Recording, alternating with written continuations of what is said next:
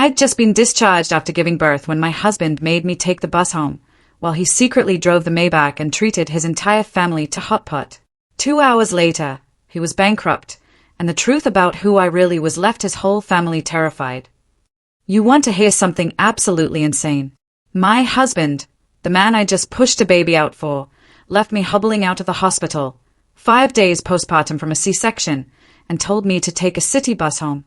Meanwhile, he drove off in my Maybach, taking his family out for a celebratory steak dinner. He had no idea that was the last ride of his lavish life, because just 2 hours later, his entire empire would crumble, and when the true identity of his ordinary wife was finally revealed, his family would literally tremble in fear. Let me tell you, the smell of antiseptic in that hospital was so strong it made my nostrils burn. Or maybe it was just the nameless bitterness welling up inside me. I sat on the edge of the bed, my hands clutching my lower abdomen. That C-section incision, only 5 days old, still seeped blood and throbbed with a sharp, insistent pain every time I moved. Around me, other new mothers were being gently supported by their husbands, fed spoonfuls of warm soup by their mothers-in-law. The room was filled with cheerful chatter about the futures of their newborn babies. But me? I was utterly alone, with a shabby duffel bag and my tiny son sleeping soundly in his bassinet. Ethan, my husband, the man I once thought was my entire world, was leaning against the window frame. He didn't look at me once. His fingers flew frantically across his phone screen, muttering numbers from some multi-million-dollar deal he was always boasting about. It was all so typical. Are you done yet? You're so slow, Ethan snapped, his eyes still glued to the screen. The doctor signed your discharge papers half an hour ago. Who are you trying to guilt-trip by just sitting there? I bit my lip, trying to suppress the searing pain and struggle to my feet. The heavy duffel bag on my shoulder made me sway. I looked at him, my eyes pleading. Ethan, my incisions still hurt so much. Could you please carry the bag for me? I have to hold the baby. He finally looked up, his brow furrowed in annoyance, as if I had asked for something outrageous. He clicked his tongue, snatched the bag from my shoulder, and slung it over his own with a jerk. You women are so soft. My grandmother used to say they'd have a baby and be cooking dinner an hour later. Now you complain about a little pain? Hurry up. My mom is calling. The mention of my mother-in-law, Brenda, made my heart clench. Brenda, the woman who always told the neighbors she loved me like her own daughter, but behind my back, scrutinized every grain of rice I dropped, every strand of hair I shed. Ethan's phone rang again. He put it on speaker, and Brenda's shrill voice echoed through the quiet hospital room. Ethan, honey, come on down. Me and Sarah are waiting at the main entrance. Let's get to that steakhouse. I'd booked a table at Oceanic Prime to celebrate my grandson's arrival. We have to celebrate in style. Make everyone jealous. A lump formed in my throat. Celebrating their grandson, but not a single word of concern for the daughter-in-law who had just gone through life-threatening surgery to bring him into the world. I spoke up timidly. Honey, I just gave birth. The doctor said I need to avoid crowds and rich food. A steak and seafood dinner isn't a good idea for me right now. Ethan whipped his head around, his eyes as sharp as daggers. Who said you were going? You're going home to watch the house. Mom says you have bad juju right after giving birth. That you'll jinx my business deals if you come along. I'll drop you off at the corner. You can walk from there. His words were like a bucket of ice water dumped on me in the middle of winter. I looked at the man I had shared a bed with for 2 years, and suddenly he seemed like a terrifying stranger. So, in their eyes, I was just an incubator. Once my job was done, I was disposable. A jinx. Bad luck. I bent down to pick up my son, hiding the tears that threatened to spill. The baby stirred, making little sucking noises for milk. Oh, my sweet boy, I thought. That's your father, and that's your grandmother. They welcome you with a lavish party, but cast your mother aside like trash. I took a deep breath, swallowing my bitterness. Fine. If they were going to be this heartless, I no longer needed to play the role of the gentle, submissive wife. Ethan was already striding out of the room, not even glancing back to see how his wife and newborn son were managing. I followed, each heavy step sending a jolt of pain through my body. But the physical agony was nothing compared to the knife twisting in my heart. Out in the hallway, a cold draft made me shiver. Ethan walked ahead, his back straight, the picture of an arrogant, rising executive. He had no idea the curtain was about to fall on his little play. And the price for today's cruelty would be far more expensive than any dinner he had ever eaten. The elevator doors closed, shutting me off from the hospital's noise, but creating a suffocating silence between us. Ethan admired his reflection in the mirrored wall, adjusting the collar of his blazer. "Got to look sharp for the partners later," he muttered. I looked at him and sneered internally. "Sharp? Let's see what's left of you when that shiny veneer is stripped away. Besides your own pathetic weakness." A cool autumn breeze hit me as we exited the building, and I quickly pulled the blanket tighter around my son. The first thing I saw was the gleaming black Maybach parked brazenly in the very important person pickup lane. That was my car. To be precise, it was a wedding gift my father had secretly given me. But Ethan had sweetly borrowed it to impress his business partners and had gradually claimed it as his own, a trophy to flaunt to the world. He strutted towards it with a cocky air, pulled out a handkerchief, and wiped an imaginary speck of dust from the hood, treating the car with more care than he ever showed his wife and child. I thought he would open the door for us to get out of the wind. But no. He stood blocking the door, reached into his pocket, and pulled out a crumpled $20 bill. He thrust the $20 into my hand, looking at me as if I were a beggar. "Hey!" His voice was cold, devoid of emotion. "The bus stop is right across the street. The fare is only $2.75, so you'll have enough left over for a bottle of water. Take the M15. It goes right by our neighborhood." I stared at the green bill in my hand, then at the $500,000 luxury car beside him. The comparison was excruciating. His wife, 5 days after a C-section, her wound still fresh, was being sent to a crowded public bus while he drove off alone in a super-luxury sedan. "What did you say?" My voice trembled, not from the cold, but from pure rage. "You want me to take our 5-day-old son on a bus? Are you even human? This car is huge. Why can't we ride in it?" Ethan scoffed, a look of disgust on his face. "What do you know? I have to pick up Mom and Sarah, and then I'm meeting my partners for the contract signing. Look at you. You reek of sour milk. Your hair is a mess. Your clothes are frumpy. If you sit on my imported Italian leather, the smell will never come out. And what if the baby spits up? Do you know how much it costs to get the interior detailed?" "Your Italian leather." I let out a sharp, bitter laugh. "Ethan, have you forgotten whose name is on the title of this car?" His face darkened. He hated being reminded of my family's money. He jabbed a finger at my forehead, hissing through clenched teeth. "Don't you dare pull that crap with me. You married into the Thompson family, so what's yours is ours. I'm the one earning the money to support this family now, and I make the decisions. If you know what's good for you, take the money and go. Don't make me angry or you won't even get the $20. With that, he turned his back, opened the driver's side door, and carefully brushed off the seat before sitting down, as if afraid of contamination from the hospital I stood there, frozen, staring at the man I had once loved, for whom I had sacrificed my youth and abandoned a life of luxury to follow the call of love. Was this what our love was worth? A crumpled $20 bill, a car horn blared behind me. Passers-by started to point and stare at the woman holding a baby, crying in the cold next to the smug man in the luxury car. But Ethan didn't care. His ego was bigger than the sky, but his dignity was smaller than a speck of dust. I clenched the bill in my hand so tightly my nails dug into my palm. The sting was a welcome distraction. "Fine. You're afraid I'll dirty your car, right? You're afraid the smell of my baby will embarrass you, right? I will remember this day, this Maybach, and that pathetic excuse for an ego you've built. I will take it all back. Every last cent." "I'm going," I said, my voice raw and hoarse. I turned and walked away without looking back. But I knew the best part of the show was yet to begin. In the distance, a taxi pulled up, and 2 familiar figures in gaudy, eye-watering outfits stepped out. "Oh my God, my golden boy. My precious son. Look at this car. It's gorgeous." Brenda's piercing voice cut through the dreary atmosphere.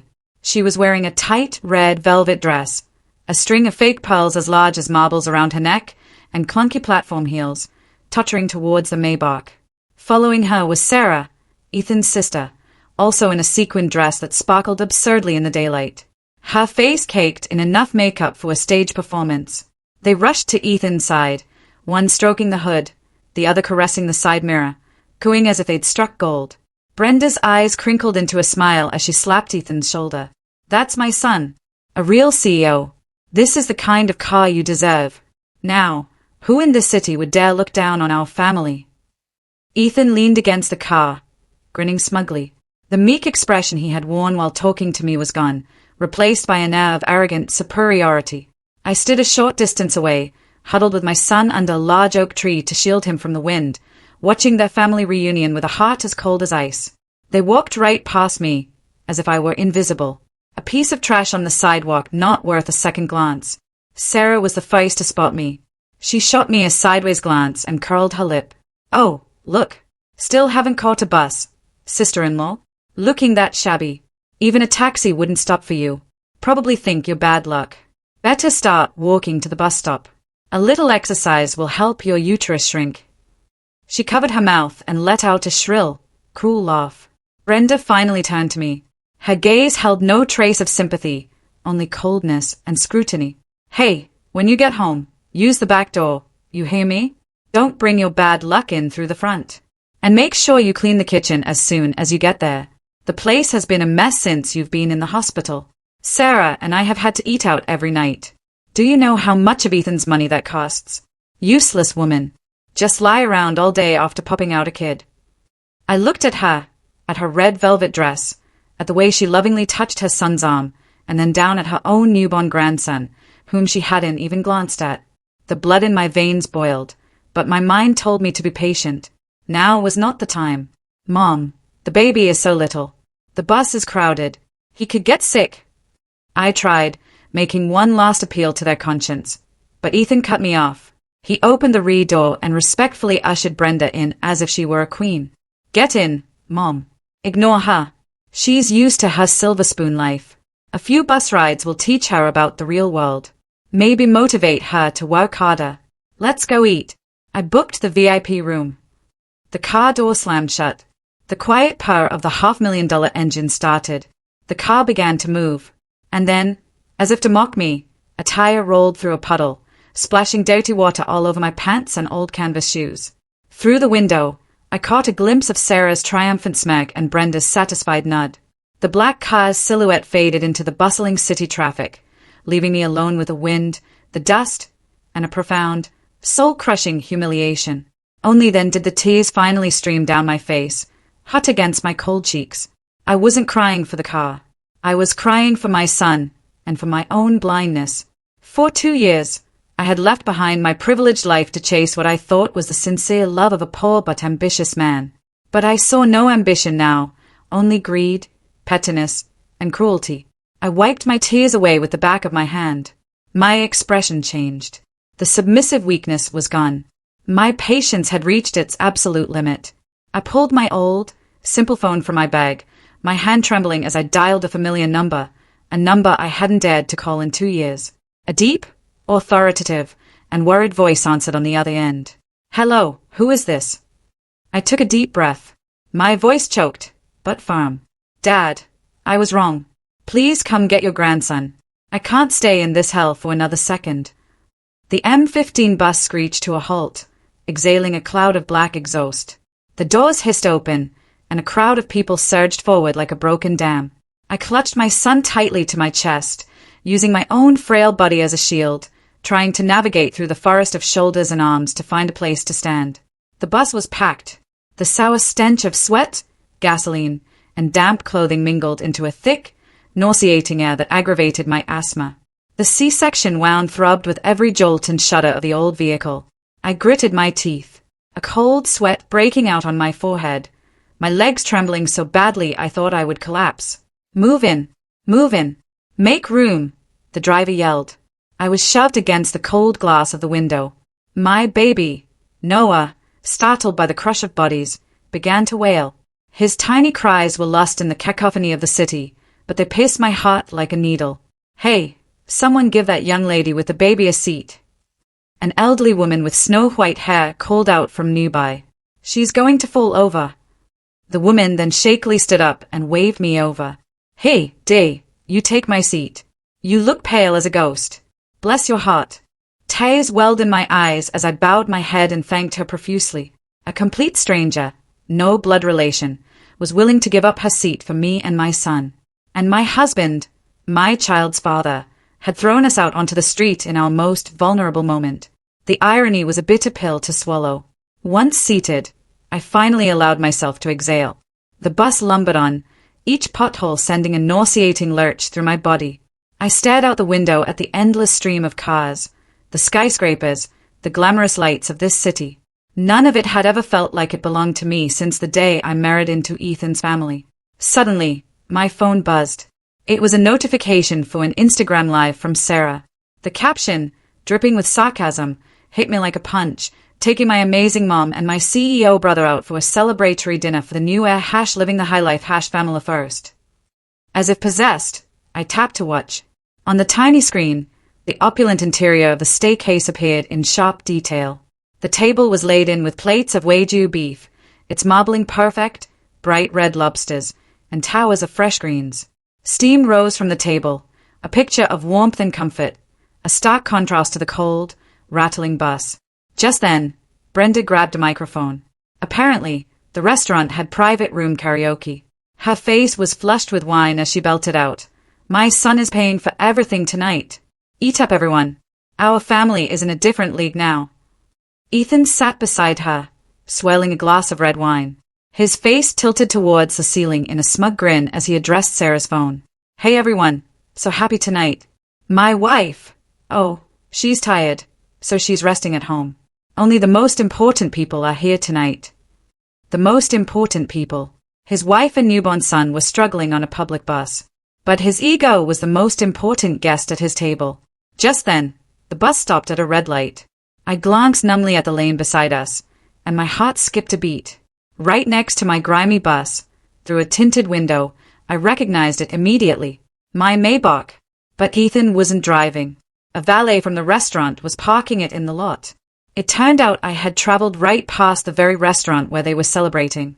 We were separated by a single pane of glass, yet we were in two different worlds. One was a glittering, fake illusion. The other was the raw, painful truth. I stayed at my car, then down at my phone screen where Ethan was laughing at my expense. "Noah," I whispered to my sleeping son, "look closely. This is the last time your father will ever smile so smugly. I promise you." The light turned green.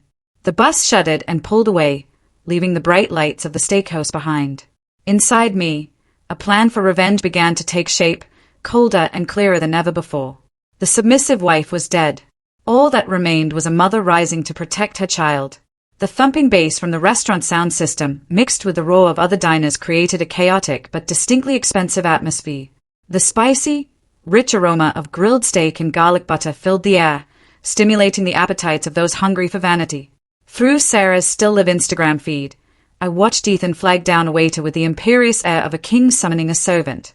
"Hey, bring us 2 more orders of the A5 Wagyu, a bottle of the O5 Bordeaux. Oh, and the molten lava cake for my mom. She needs to keep her strength up." The young waitress bowed politely, though a flicker of hesitation crossed her face. "Sir, those are some of our pricier items. Would you like to review the menu again?" Ethan slammed his hand on the table, making Brenda, who was gnawing on a lobster claw, jump. He glared at the waitress. "Are you implying I can't afford it? Do you know who I am? I'm the CEO of Apex Innovations. Just bring it. Money is no object." Sarah aimed the camera at her brother's face, her own expression a mask of fawning admiration. "See, everyone, my brother is a true mogul. He spoils his mom and sister like no one else. Not like some cheapskate sister-in-law I know who haggles over the price of lettuce." Brenda, swallowing a mouthful of steak, chimed in. "That's right. His wife is completely useless. Good for nothing. Thank God this family has Ethan to bring in the money or we'd be on the streets now. Eat up, son. Eat up. You need your strength to make more money." Ethan beamed, reaching into his blazer pocket and pulling out a knockoff alligator wallet he'd bought on Canal Street. From inside, he ceremoniously extracted a sleek black credit card, holding it up to the camera like a trophy. "Paying with the black card tonight. Just a swipe. No need to even look at the price." Watching this on the bus, I burst out laughing. People turned to stare at me like I was crazy, but I didn't care. That was a supplementary credit card I had set up for him a year ago with a $50,000 limit. linked directly to my personal trust fund account. He always believed the bank had given it to him based on his company's prestige, never knowing that it was only approved because I had used my own savings as collateral. For the past year, he had been spending my money lavishly on shopping sprees, on other women, and then coming home to lie about it being a project bonus. I knew everything, but I had turned a blind eye, wanting to preserve the peace in our family. But tonight, that card would be his one-way ticket to hell. I closed the Instagram app and opened my mobile banking app. My finger hovered over the card management section. Secondary card holder, Ethan Thompson. Status, active. I took a breath. On the other side of the city, Ethan was still rambling on about his imaginary projects, about the glorious future of the Thompson family. Brenda and Sarah were still cackling over a pile of money they thought was his. Eat up, I muttered. Enjoy every last bite because soon you'll be coughing it all back up. My finger pressed down. Beep. A confirmation message appeared on the screen. Card successfully locked. All future transactions will be declined. At that exact moment, my phone buzzed again. It was a text from my father. I've sent someone to get you. The car is waiting at the next bus stop. Come home, my daughter. The game is over. I turned off my phone, holding my son close. The bus slowly pulled into the next stop. Through the drizzling rain that had begun to fall, I saw a fleet of black Rolls-Royces waiting like silent panthers for their master. My father's longtime head of staff, David, a kind man with silver hair, stood holding a large black umbrella, his eyes anxiously scanning the crowd. The curtain had fallen. It was time for the phoenix to rise from the ashes. As for those crows, they had no idea the storm that was about to break over their heads. The drizzle turned into a steady downpour, cold drops hitting my face and neck. But strangely, I didn't feel the cold anymore. The fire of retribution in my heart was burning too brightly, incinerating every last trace of the fragile woman who had just walked through the valley of death. The lumbering bus pulled away from the curb, leaving me standing under the flimsy, leaking shelter of the bus stop. But I hadn't gotten back on. I knew my home wasn't the place where that treacherous man was. From a distance, the convoy of black cars approached, parting the sea of rush-hour traffic with an intimidating grace. A Rolls-Royce Phantom with a custom license plate led the way, flanked by 2 Range Rover escorts. Pedestrians stopped and stared, likely thinking a head of state was passing through. The Phantom pulled up directly in front of me. The door swung open, and a man in his 60s with salt and pepper hair and a meticulously tailored suit rushed out. David, the man who had practically raised me, hurried from the passenger seat, holding a large black umbrella to shield me and my son. Miss Olivia. Oh, my dear Miss Olivia. David's voice was thick with emotion, on the verge of tears. But my eyes were fixed on the man standing frozen before me. My father, William Sterling, the chairman of Sterling Holdings, a man whose slightest cough could send tremors through the city's business world. My father looked at me, then at his newborn grandson wrapped in a worn old blanket, and then down at my own mud-splattered canvas shoes. His eyes turned red, and a vein pulsed on his forehead. He didn't say a word. He just lunged forward and pulled both of us into a tight embrace. His broad, strong shoulders trembled. Dad, I'm so sorry. I buried my face in his chest, which smelled faintly of cedar wood and success. Tears streamed down, washing away the grime of the city and the stain of my humiliation. I was so wrong. Let's go home, sweetheart. I'm here now. His voice was deep, laced with the pain he was trying to suppress. He took off his suit jacket and draped it over me, carefully shielding his grandson from the wind. I was helped into the car. The interior was warm, smelling of rich leather and a hint of orange essential oil. The family's private doctor immediately began checking on Noah. I leaned back into the plush seat, feeling as if I had just woken from a long, grueling nightmare. My father sat beside me, his hand gripping my cold one. He pulled out his phone and dialed a number. He didn't need speakerphone. In the quiet sanctuary of the car, I heard every cold, brutal word he uttered. Hello, it's Sterling. Within the next 2 hours, I want Ethan Thompson's little startup, Apex Innovations, wiped off the city's business map. Cut all his credit lines, freeze his accounts, and get the IRS and the SEC to pay him a visit. The reason is he dared to make my daughter ride the bus. My father hung up, tossing the phone aside. He stared out the window at the storm raging outside, his expression as sharp as a razor. He wants status, I'll show him what it means to be a nobody. He loves money. I'll let him taste what it's like to have nothing. The car glided away, carrying me far from the fake poverty I had so foolishly embraced. But a vague worry lingered. Ethan was a petty man. When cornered, would he try to bite back? While I was being cocooned in my father's care, back at the most expensive restaurant in the city, the Thompson family celebration was reaching its peak. I knew every detail because the restaurant's security system was owned by my father's corporation, and I was watching a live feed on an iPad. The VIP table was a mountain of food. Steam rose into the air, mingling with the raucous laughter of 3 people drunk on their perceived victory. Ethan sat in the middle, face flushed, swirling his wine glass, spouting nonsense about his make-believe deals. Don't you worry, Mom. I'm hitting it big this year. That Westgate development project is in the bag. I've sunk everything into it. 1 signature, and the money will pour in like a flood. I'll buy you a lakeside mansion, hire a dozen maids to wait on you. Brenda was ecstatic, grinning so wide her eyes disappeared. She placed a massive shrimp on her son's plate. Oh, you sweet talker. But listen, son, you need to keep an eye on that wife of yours. She's from the sticks. Now that we're rich, she might try to sneak money back to her poor parents. I just don't trust her kind. Oh, Mom, don't worry about it. Ethan waved a dismissive hand, chewing on a piece of wagyu. She's an idiot. Does whatever I say. I control all the money. I have her bank cards. What can she do? All she's good for is having babies and cooking. Sarah, still live-streaming, chimed in. Totally, Mom. My sister-in-law is as dumb as a rock. Ethan told her to get on the bus today and she just stood there with a blank face. Didn't even argue. It was hilarious.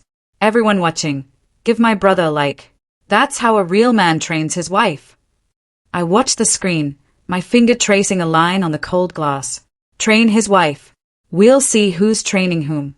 Just then, Ethan's phone rang. It was his strategic partner, a man Ethan always bragged was his brother from another mother. He motioned for his family to be quiet, smoothed his hair, adopted a serious tone, and answered the call. Hey, Greg, it's Ethan. I'm at dinner. Have you arrived yet? I can have them set another place. But the smile on Ethan's face vanished, snuffed out like a candle in a hurricane. His face went from red to pale to a bloodless white. His hand trembled, and his chopsticks clattered to the table. What? What do you mean? We had a deal. Greg, wait. Listen to me. Hello? Hello? The line went dead. Ethan stared at his phone in a daze, beads of sweat popping on his forehead. The Westgate project, the single lifeline that was keeping his finances afloat, had just been cancelled. The partner had been brief. We received a directive from the top. We're forbidden from doing business with your company. What is it, son? What's wrong?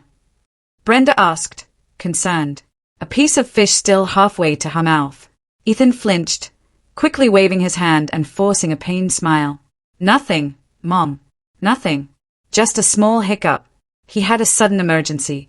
Let's keep eating. He grabbed his wine glass and drained it in one gulp. But his hand shook so badly that wine sloshed onto his expensive white shirt. He didn't know that was just the opening shot in the financial massacre my father had orchestrated for him. Ping! A text message alert on Ethan's phone. He glanced down. It was from his bank. Your corporate account has been frozen at the request of federal authorities. Ethan's eyes widened in horror. He blinked, but the damning words remained on the screen. My father's car had brought me to the gates of our family estate. The golden wrought iron gate slowly swung open, revealing a stone-paved driveway leading to a magnificent mansion that for the past 2 years I'd only dared to look at on Google Maps to soothe my homesickness. The car was silent, but I knew that on the other side of the city, my husband's world was just beginning to implode. The moment my foot touched the plush red carpet in the foyer, the phone in my bag vibrated. It was Ethan. I looked at the screen, at the contact name, My Love, that I had once so carefully saved. How ironic it seemed now. I took a deep breath, gestured for everyone to be quiet, and answered. Hello. My voice was light, unnervingly calm. Where the hell are you? Ethan's roar came through the phone, a mixture of panic and baseless anger. Are you home yet? Is dinner ready? I've been calling the landline and no one's picking up. Are you going to make me and my mother come home to instant noodles? He still had no idea he was standing on the edge of a cliff. He was still using that domineering, patriarchal tone with me, as if he thought I was still that mousy girl slaving away in our cramped, greasy kitchen. I'm not at the apartment, Ethan, I replied, my eyes admiring the brilliant crystal chandelier hanging from the ceiling. I'm at my father's house. Your father's house? He scoffed, his voice dripping with contempt. That little shack in the countryside. Why would you drag the baby to that godforsaken place so he can pick up your peasant habits? Get an Uber and come back right now. I'm giving you 30 minutes. If you're not back, you'll regret it. Beside me, my father had heard everything. He took the phone from my hand and put it on speaker. He didn't say anything, just signaled to David to turn on the living room sound system. A graceful classical symphony filled the air, the sound quality so pristine it could only come from a six-figure audio setup. Do you hear that? I asked Ethan again. What's that noise? Are you at a coffee shop? Must be nice to have so much free time, he snapped. No, it's the music at my father's house, I said with a soft, chilling smile. You just enjoy your meal. Eat as much as you can, because I'm afraid this will be the last good meal you'll have for the rest of your life. What are you talking about? Are you cursing me?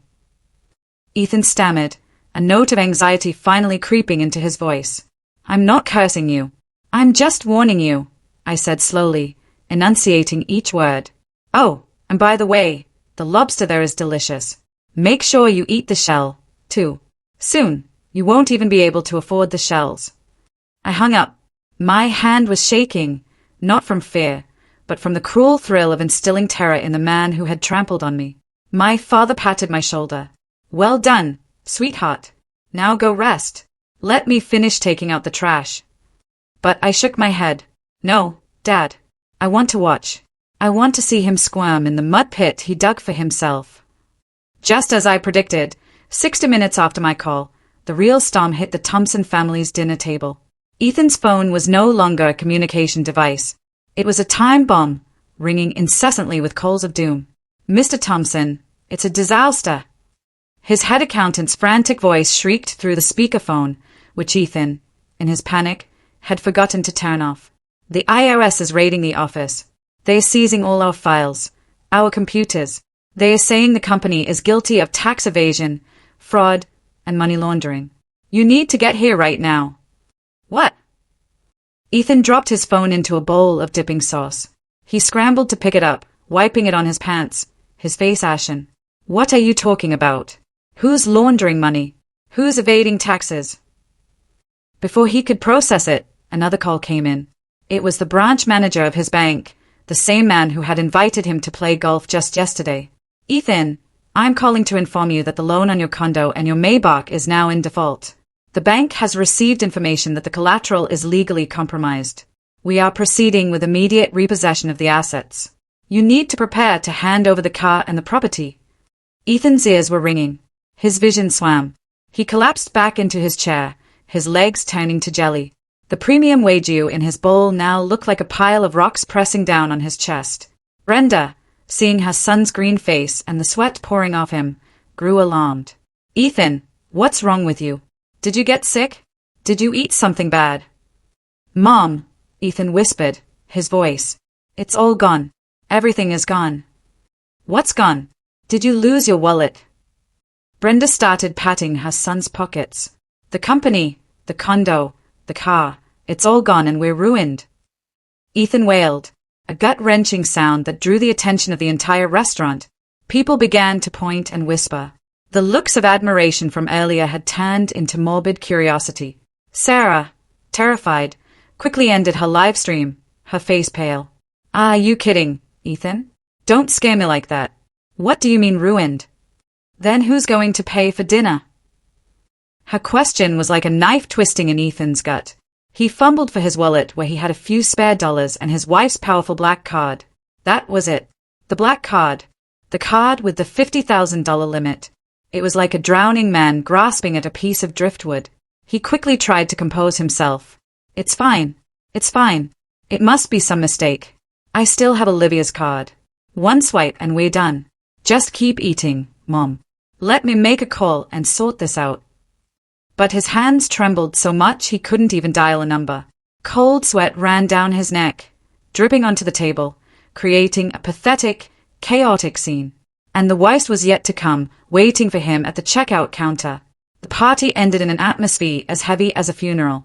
Brenda, not wanting to waste the expensive food, tried to stuff a few more pieces of steak into her mouth and even sneakily tried to pack leftovers into a plastic bag, but a waiter politely stopped her, causing her to curse under her breath. The bill arrived. "Sir, your total comes to $1,580.75, said the young waiter. The same one Ethan had belittled earlier. He wore a professional smile, but his eyes were cold. Brenda gasped. "What? Over $1,500 for a little dinner? This is highway robbery. I want to see the manager." "It's okay, Mom." Ethan cut her off, trying to salvage his last shred of dignity in front of the gawking crowd. He stood up, adjusted his stained blazer, and pulled out the black card, holding it between two fingers with a practiced, nonchalant air. "Just charge it." The waiter took the card and ran it through the machine. Beep, beep, beep. A red error light flashed. The waiter tried again. The same shrill electronic shriek of failure.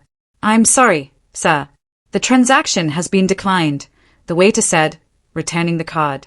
His voice was slightly louder this time, loud enough for the neighboring tables to hear. "Declined? What do you mean declined? Do you even know how to use that thing?"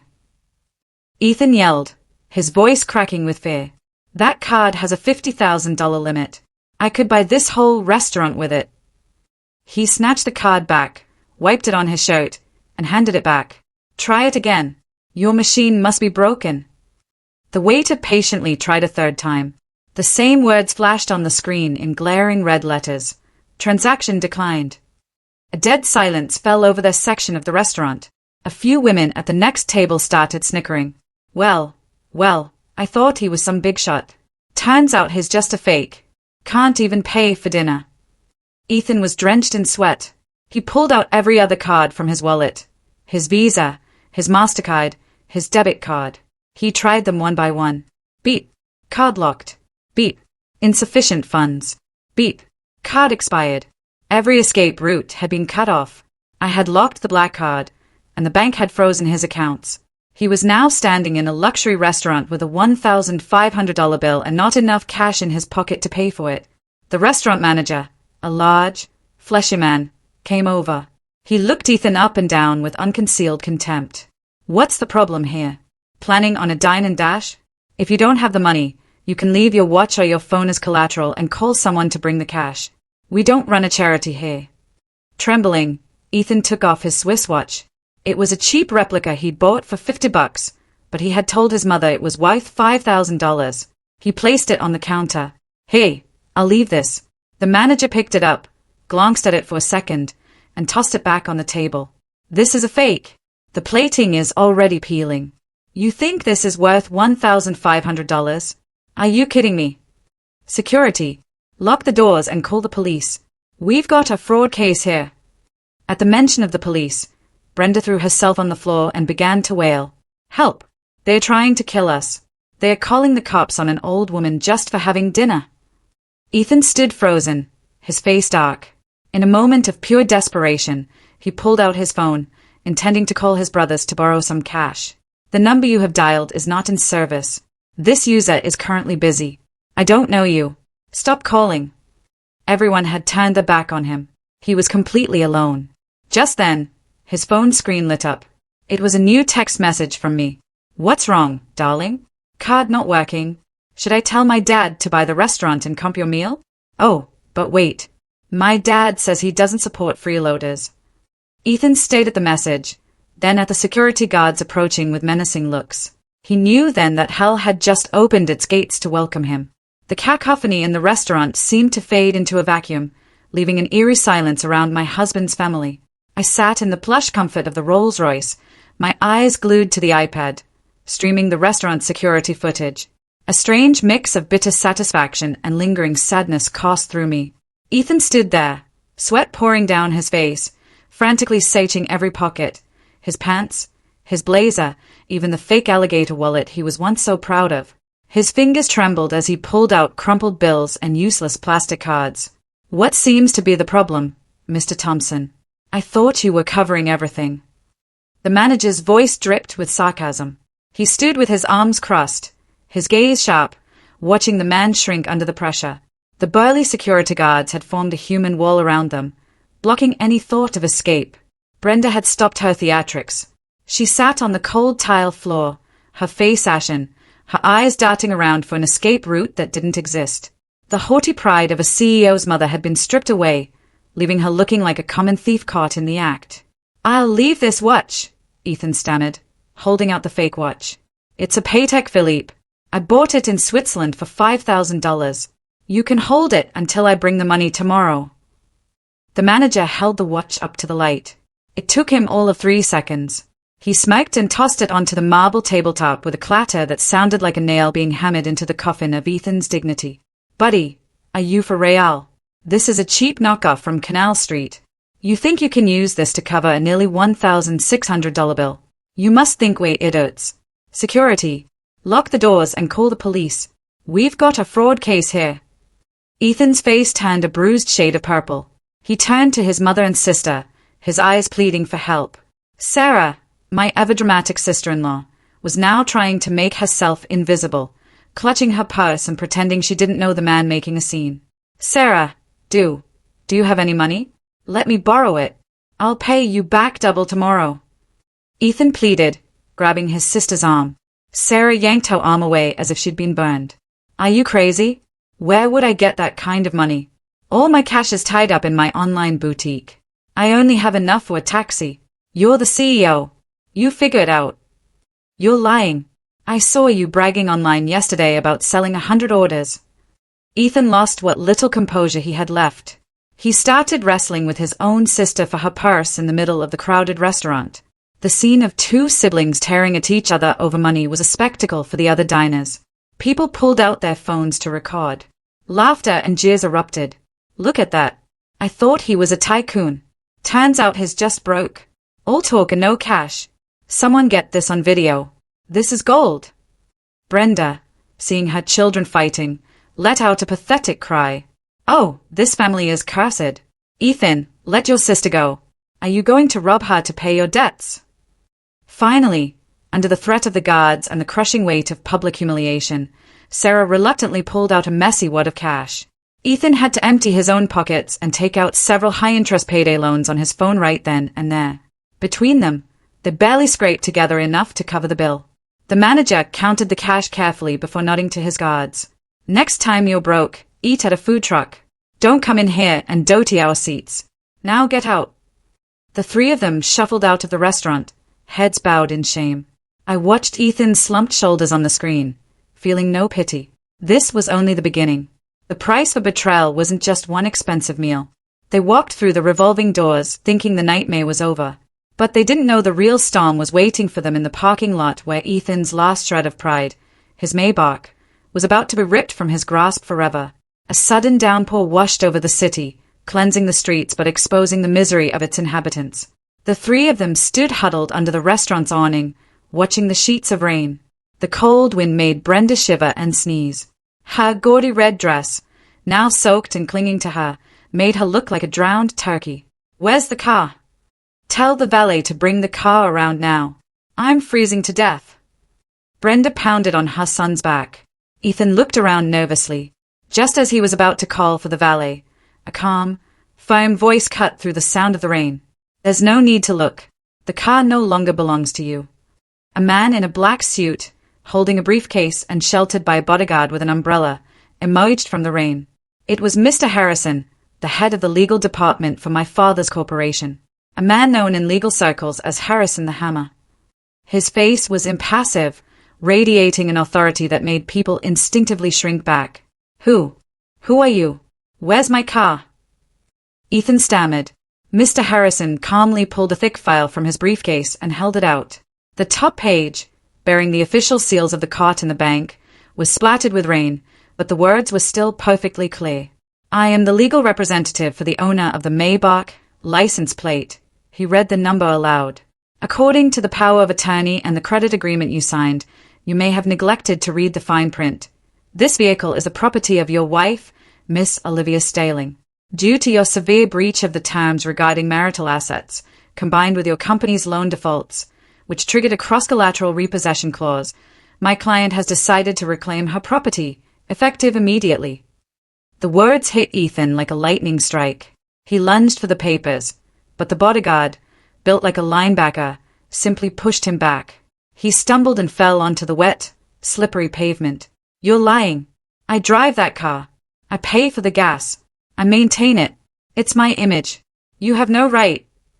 Ethan screamed in desperation, rainwater mixing with the tears streaming down his contorted face. Mr. Harrison adjusted his glasses, his voice as steady as a machine. You were merely borrowing the car to maintain an image, Mr. Thompson. Miss Staling was very generous to let you use it for the past 2 years to fool the world. But today, when you forced her and your newborn child to take a bus, you burned your last bridge. With that, Mr. Harrison held up the familiar key fob. In the distance, the Maybach's lights flashed twice. The engine roared to life, and the car glided away into the rain, leaving Ethan sitting on the pavement, reaching out helplessly as if trying to catch a shattered dream. My son's car. Oh, heavens. The car is gone. How will we live? Brenda collapsed onto the ground, wailing and kicking her feet in a puddle of dirty water. Sarah stood beside her, pale and silent, terrified of being dragged further into the mess. Other luxury cars began to pull out of the valley, the headlights sweeping over the 3 pathetic figures writhing in the rain. No one stopped. No one offered help. The high society world they had so desperately wanted to join was, by its very nature, ruthlessly cold. Ethan sat there, his expensive suit, which I had paid for, now covered in mud. The car wasn't just a vehicle. It was the entire foundation of his successful CEO identity. Now he was back to what he truly was, a broke, powerless man drowning in debt. Home. Let's go home, he muttered, his voice trembling. To the condo. At least we still have the condo. He scrambled to his feet, pulling his mother and sister up. The 3 of them staggered toward the street to hail a cab. But in the pouring rain of rush hour, every taxi was occupied. Weiss, seeing their drenched and disheveled state, no driver wanted to let them in. They ended up having to call a single Uber, cramming 3 people into the backseat, and began the slow, humiliating journey back to the luxury apartment building. Ethan still called his home, but he had no idea that his home had now become a cold, empty trap, and the last door of refuge was about to be sealed shut. The grand lobby of the Royal Town Residences building offered no comfort tonight. As Ethan, Brenda, and Sarah trudged inside, they left a long trail of dirty water on the polished marble floor. The doorman gave them a suspicious look, but recognizing them, said nothing. Ethan, trying to hold on to his last bit of pride, held his head high as he walked to the elevator and pressed the button for the 18th floor. We're almost home, Mom. You can take a hot shower. I'll turn on the heat for you tomorrow. Tomorrow, I'll figure it out. I'll get the money. I'll get the car back, he said, though his own voice lacked any conviction. Ding. The elevator opened onto the quiet hallway. Ethan rushed to apartment 186, his trembling hands trying to insert the key into the lock, but it wouldn't go in. He tried again and again, turning it over, sweat breaking out on his brow. What's wrong? Are you drunk? Can't you open your own door? Brenda demanded impatiently. It's not working, Mom. I think the lock has been changed, he stammered, his face draining of all color. Just then, the door swung open from the inside, but it wasn't me. It was a stout, middle-aged woman with a heavily powdered face, bright red lipstick, and a vape pen puffing out a cloud of smoke. It was Mrs. Gable, the actual owner of the apartment, a woman I had arranged to rent from under her name to test Ethan's character for the past 2 years. Mrs. Gable eyed the 3 drenched figures at her door, a sneer on her face. Well, if it isn't CEO Thompson. Did the whole family go for a swim in the river? What are you doing in my apartment? Ethan yelled. Did you change my locks? Do you know that breaking and entering is a crime? Mrs. Gable laughed, a loud, booming laugh that echoed down the hall. Your apartment. Wake up, Sonny. This is my apartment. I rented it to your wife. She didn't mind on rent and utilities, and she wasn't going to cover for you anymore. So, I came to take my property back. Simple as that. Brenda's eyes widened in shock, and she clutched her chest. What? A rental? You told me you bought it for $5 million. You said the deed was in the safe, Ethan. Ethan stood frozen. His biggest secret, the lie he had maintained for years, was now laid bare. He had lied to his mother, his sister, his entire family, claiming he had bought a luxury condo in the city. In reality, the money I gave him for rent each month had been gambled away or spent on other women, leaving him deep in debt. Now, no need for theatrics, Mrs. Gable said, waving her hand dismissively toward a pile of luggage and boxes stacked messily in the hallway. I've already had all your things moved out.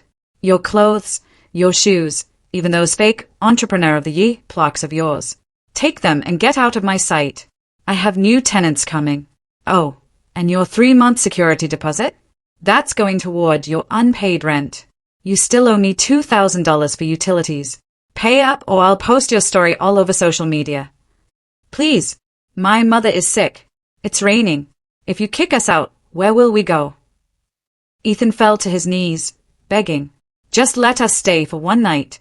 We'll be gone in the morning. Not a chance. This isn't a homeless shelter. Get lost. Mrs. Gable slammed the door shut. The click of the deadbolt was like a judge's gavel sealing their fate. The shock was too much for Brenda. She let out a small gasp and fainted, collapsing onto the hallway floor. Sarah screamed, Mom, Mom. Ethan, I think she's dead. Ethan cradled his mother, sobbing hysterically. He looked at the closed door, then at their belongings piled up like garbage. For the first time in his life, he felt the absolute powerlessness of a man with nothing. No car, no home, no money. Where do we go now? Oh my God, where do we go? Sarah cried, her mascara running in black streaks down her cheeks. Suddenly, Ethan remembered my phone call from earlier. My voice echoed in his mind, not as a lifeline, but as a rotten piece of wood in a flood. I'm at my father's house. He vaguely recalled a time we were driving through the exclusive Greenwich Estates neighborhood. I had pointed to the largest, most spectacular mansion and joked, when we get old, let's retire here. That's my dad's house. He had laughed at me then, calling me delusional. But now it was his only hope. Olivia's house, he thought, gritting his teeth, his eyes bloodshot. She can't be so cruel as to let her own mother-in-law die on the street.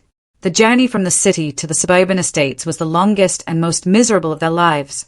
With no money for a taxi and their phones dead, they had to use Sarah's last few dollars to take the bus, the very mode of transport Ethan had scorned just hours before. On the bus, he huddled in a back corner, hiding his face with his jacket, terrified of being recognized. Brenda had revived, but lay limply against Sarah, moaning and cursing my name with what little strength she had. After getting off the bus, they had to walk another 2 miles in the dark, pouring rain to reach the gated community. The elegant cobblestone roads were slick, and Brenda fell several times. I can't walk anymore, she wheezed, collapsing onto the curb. That wretched girl. She ruined me. She tricked me. Just a little further, Mom. Once we get there, I'll make her kneel and apologize to you. I'll make her give me back all my money, Ethan seethed, half dragging his mother along. He still clung to the delusion that I was just throwing a tantrum, that once he showed up and asserted his authority as a husband, I would relent. Sarah trudged beside them, the heel of her shoe long broken. She walked barefoot, crying from the cold and the pain. This is all your fault. You said you had everything under control, and now look at us. I would have been better off staying in our small town. Shut up. Ethan spun around and slapped his sister across the face. When I had money, you were happy to spend it. Now that I'm down, you turn on me. 3 ghosts arguing and tearing at each other in the dark. Hunger, cold, and fear had stripped away all pretense, revealing their true selfish natures. Finally, they saw the warm yellow glow of European-style street lamps. Before them stood Greenwich Estates, the enclave of the super-rich. And in the center, the most prominent of all, was my family's estate. The 10-foot-tall iron gates were intricately designed, the stone walls stretching endlessly in either direction, dotted with security cameras. The main house was lit up like a palace from a fairy tale. Ethan stood before the gate, staring up at its grandeur, feeling as small as an ant. He swallowed hard, his earlier confidence vanishing, but the cold and hunger pushed him forward. He rushed to the gate and banged on the cold iron. "Olivia! Olivia! Open up! It's me, your husband!" His pounding echoed in the rainy night, but the only response was the imposing silence of the mansion. "Olivia, are you coming out? Your mother-in-law is dying out here. Are you trying to kill her?" Suddenly, a bright spotlight from the guardhouse flashed on, blinding them. A side gate buzzed and slowly opened. Ethan's face lit up. "She's opening it. She's scared. Way in." But it wasn't me who emerged. It was David, my family's head of staff, dressed in a pristine black suit and white gloves. He was followed by 2 towering security guards, each holding the leash of a German shepherd that was growling low in its throat. David stood blocking the entrance, looking at the 3 bedraggled figures with a detached curiosity one might reserve for strange insects. He said nothing, merely taking a silk handkerchief from his pocket and holding it to his nose as if to filter out their contaminated air. "Who are you looking for?" he asked, his voice quiet but resonant with authority. "I'm here to see my wife, Olivia. Tell her to come out here. I'm her husband," Ethan said, trying to sound commanding. David raised an eyebrow, his expression a mask of derision. "There is no Olivia, your wife, here. There is only Miss Olivia Sterling, the sole heir to Sterling Holdings. And as I recall, Miss Sterling does not have a husband who looks quite so disheveled. How dare you insult me? I'm a CEO." Ethan sputtered. "A CEO?" David gave a small, chilling laugh. "The CEO of a bankrupt shell company that's been seized by the government. Mr. Thompson, perhaps you should take a look in a mirror." With a nod from David, one of the guards stepped forward and tossed a folder into a puddle at Ethan's feet. The splash soaked the papers inside. "Miss Sterling asked me to give you this. It's a petition for divorce. She has already signed it. Whether you sign it is your choice, but I'd advise you to do so quickly. Every second you delay, your debt grows." Ethan stared at the divorce papers floating in the muddy water. The words divorce petition were like a hammer blow. "No, I want to see her. Let me in." He tried to charge forward, but the 2 German shepherds lunged, barking fiercely, causing him to scramble backward and fall to the ground. Seeing the dogs, Brenda shrieked in terror and wet herself, a dark stain spreading on her dress. She clasped her hands together, bowing to David. "Sir, please, I beg you, sir. Let us in out of the rain. My grandson is in there. My only grandson." David looked at Brenda with a mixture of pity and disgust. "Madam, when you were forcing Miss Sterling and her newborn onto a bus, were you thinking of your grandson then? When you were feasting at a steakhouse, did you think about your daughter-in-law, cold and in pain? This is a private residence, not a public market. You cannot come and go as you please. Close the gate," David commanded. The heavy iron gate began to close, squeezing the warm light from within into a smaller and smaller sliver. But just before it shut completely, a figure appeared on the second-floor balcony. Bathed in the light from the grand foyer, I stood there in a simple white silk dress, holding a sleeping Noah in my arms. I looked down at the 3 pathetic figures below. My eyes met Ethan's. In that moment, time stood still. He saw me, the country bumpkin wife he had despised, now looking elegant, regal, and as untouchable as a queen. He reached a hand out, his lips forming my name, but the sound was swallowed by the final, deafening clang of the iron gate slamming shut, plunging him and his family into darkness and despair. The heavy iron gate clanged shut, severing Ethan's desperate gaze. Yet the image of those 3 drenched, shivering figures remained seared in my mind. I stood on the balcony, the cold wind and rain whipping against me, but it couldn't extinguish the slow-burning fire within. Noah stayed in my arms. His warmth was the only thing tethering me to the present, reminding me not to waver. "Miss Olivia, your father requests that you come inside out of the cold. I will handle things out here." David's voice came through my earpiece. I glanced down and saw him directing the guards to hose down the area where the Thompsons had stood, as if washing away their bad luck. "David, let them into the gatehouse," I said into the comms, my voice so calm it surprised even me. "I want to end this tonight. If I let it drag on, I'm afraid I'll start to feel disgusted with myself all over again." 5 minutes later, I descended the grand staircase into the main drawing room. The opulent space with its crystal chandeliers, Persian rugs, and priceless oil paintings only made the three figures huddled on a leather sofa in the corner seem more pathetic and out of place.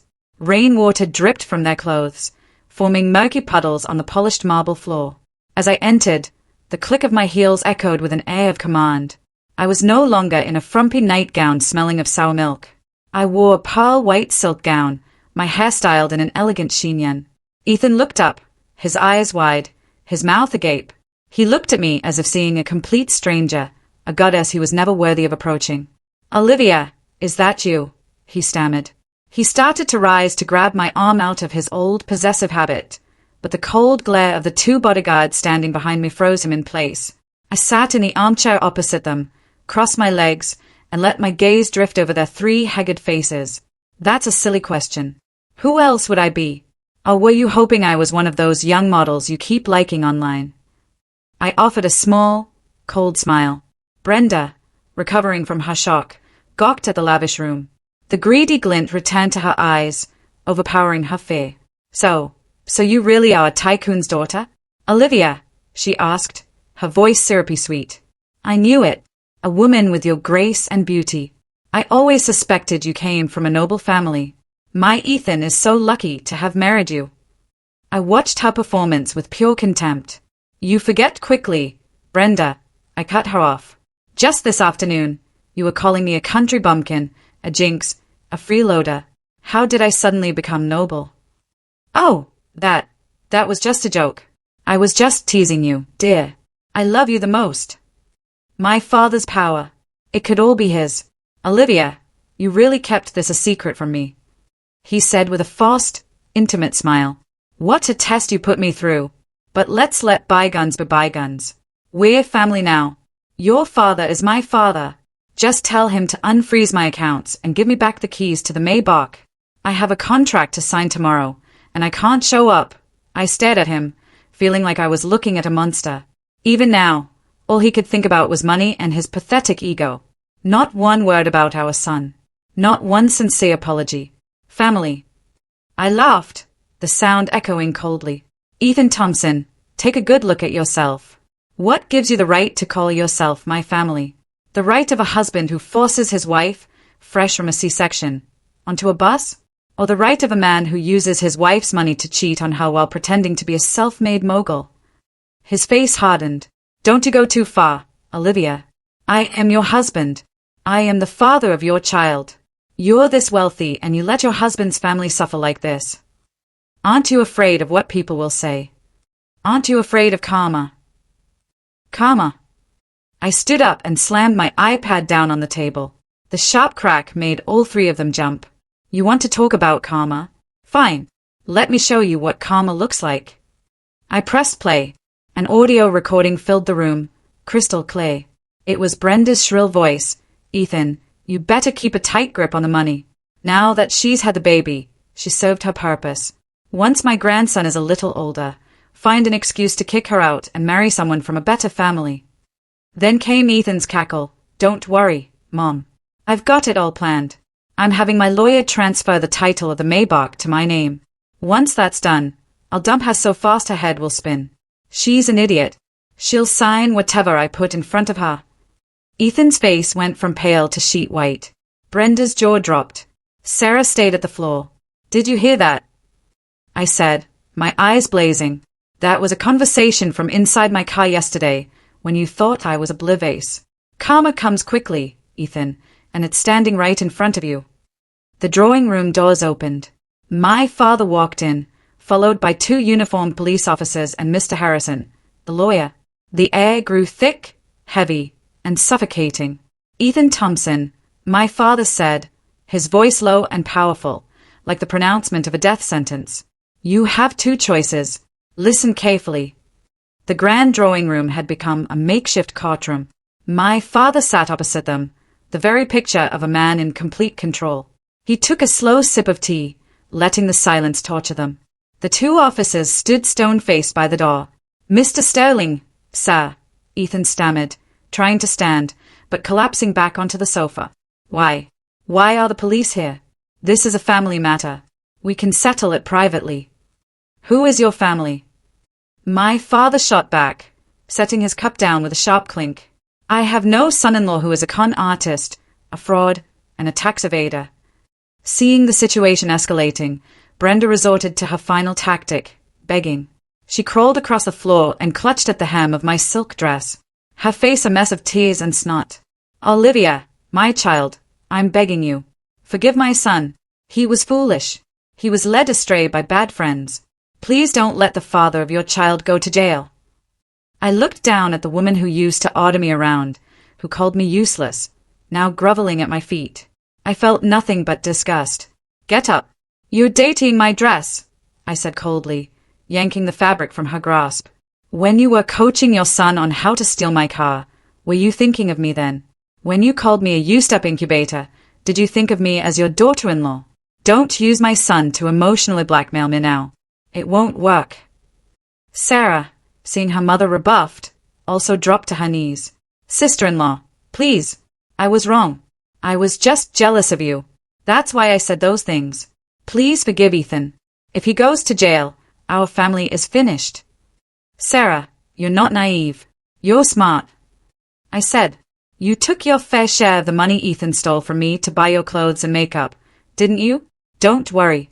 My lawyer has a complete record of every transfer he made to you. That makes you an accessory.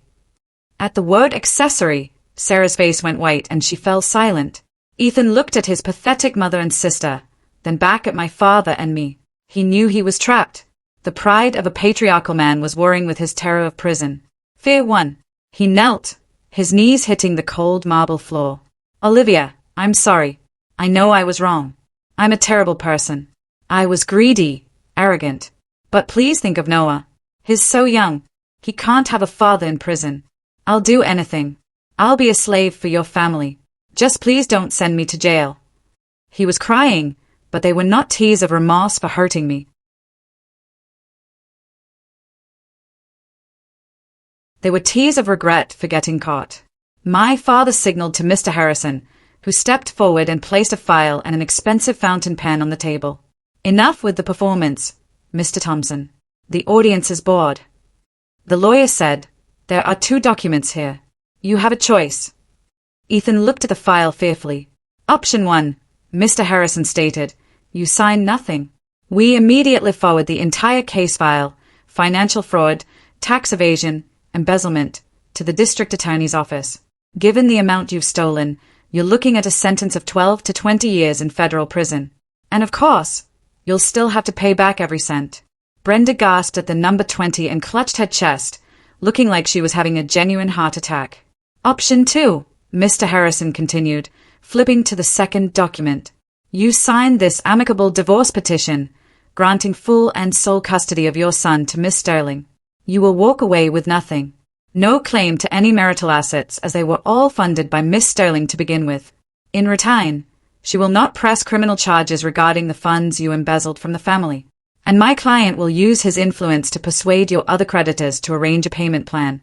You won't go to prison, but you will be, in the truest sense of the word, destitute.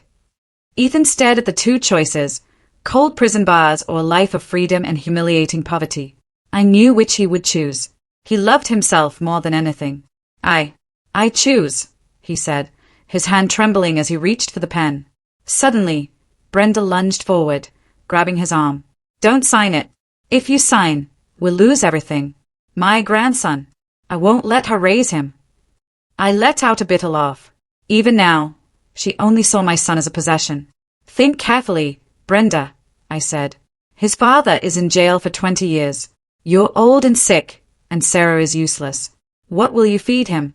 Will he grow up with the shame of being the son of a convicted felon? Ethan pushed his mother's hand away. He looked at me one last time, his eyes filled with a mixture of hatred and defeat. I'll sign. The scratch of the pen on paper was the only sound in the room. He signed his name, a shaky, distorted version of the confident signature he used to flaunt. When he was done, he dropped the pen and slumped in his chair like a puppet with its strings cut. The dream was over. Brenda sobbed quietly on the floor. Mr. Harrison collected the documents. The proceedings are complete. You may leave now, David announced, his voice like ice. The 3 of them staggered to their feet and shuffled toward the door like beggars. But just before they left, I stopped them. Wait. Ethan froze, perhaps hoping for one last handout. I walked toward him and tossed my wedding ring onto the floor at his feet. It was a thin, simple gold band that I had paid for myself because he had claimed all his money was tied up in business. Take it, I said. You can probably sell it for bus fare. He looked at the ring, his face flushing with shame. He picked it up, his knuckles white.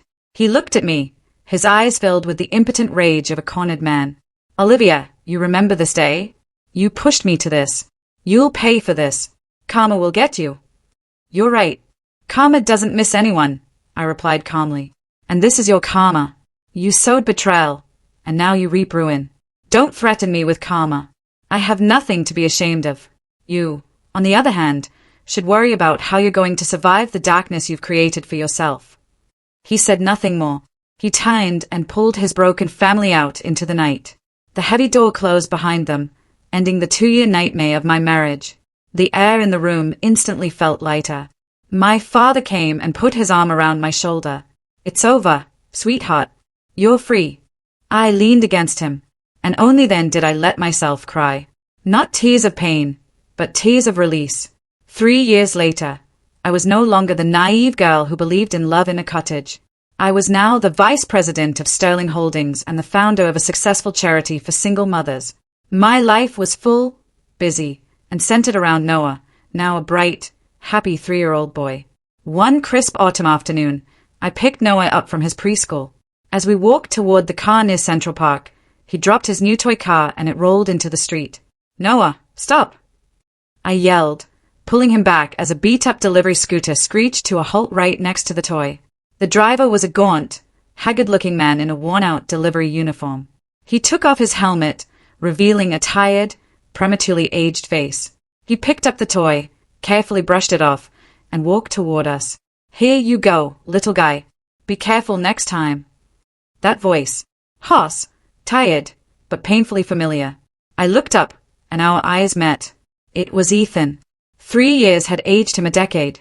His face was lined with hardship, his eyes hollowed out. The arrogant CEO was gone, replaced by a man broken by life. He recognized me, too. His hand holding the toy trembled. He looked at me, at my expensive clothes, at the posh parked nearby. And finally, his gaze rested on Noah, the healthy, well-dressed, happy son he had cast aside. Olivia, he whispered, his lips barely moving. Thank you, mister, Noah said politely, taking the toy with both hands. Are you okay? Your hand is shaking. The innocent question was like a knife in Ethan's heart.